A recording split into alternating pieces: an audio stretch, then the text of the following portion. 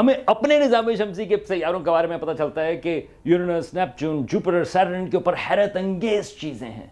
تو آپ سوچ سکتے ہیں کہ جب آپ 5000 سے بھی زیادہ ایکزو پلانٹس کی بات کر رہے ہیں تو وہ کتنی حیرت انگیز ہوں گی۔ اگر میں آپ کو ایک مثال دے دوں کہ ابھی خبر آئی ریسنٹلی کہ ایک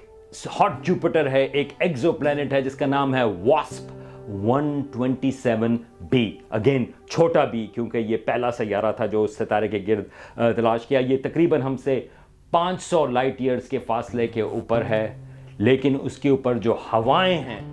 یہ واسپ 127b کے اوپر وہ 130,000 کلومیٹر فی گھنٹہ، آپ کی جو گاڑی ہے آپ سوچ سکتے ہیں 100 کلومیٹر یا 150 کلومیٹر پر گھنٹے کے حساب سے چلتی ہے، یہاں پر اس سیارے کے اوپر جو ہوائیں ہیں وہ 130,000 کلومیٹر فی گھنٹہ سے بھی زیادہ ہے۔ یہ جو ہمارے بڑے پاورفل ہریکین ہوتے ہیں جو کیٹیگری 5 ہریکین ہیں، اس سے بھی وہ 130 گنا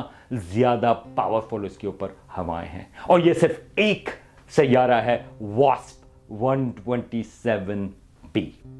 تو جانے سے پہلے میں واپس سے آپ کو ریمائنڈ کرواؤں گا کہ کیسے کچھ 100 سال پہلے تک ہمارا خیال تھا کہ ہماری زمین جو ہے وہ پوری کائنات کے سینٹر میں ہے، ہم بالکل یونیک ہیں، مگر آج ہمیں پتہ ہے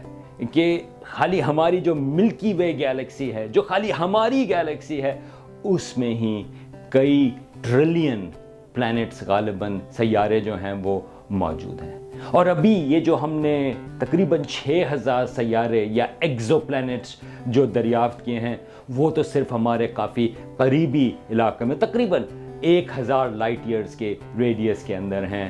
ابھی تو خالی ہم نے یہ دریافتیں شروع کی ہیں، اور ہمیں یہ پتہ ہے کہ آلریڈی کتنے حیرت انگیز دنیائیں جو ہیں وہ ہمیں نظر آ رہی ہیں۔ ہم یہ امیجن بھی نہیں کر سکتے کہ اور کتنی اور کس قسم کی یہ دنیائیں ہم دریافت کریں گے۔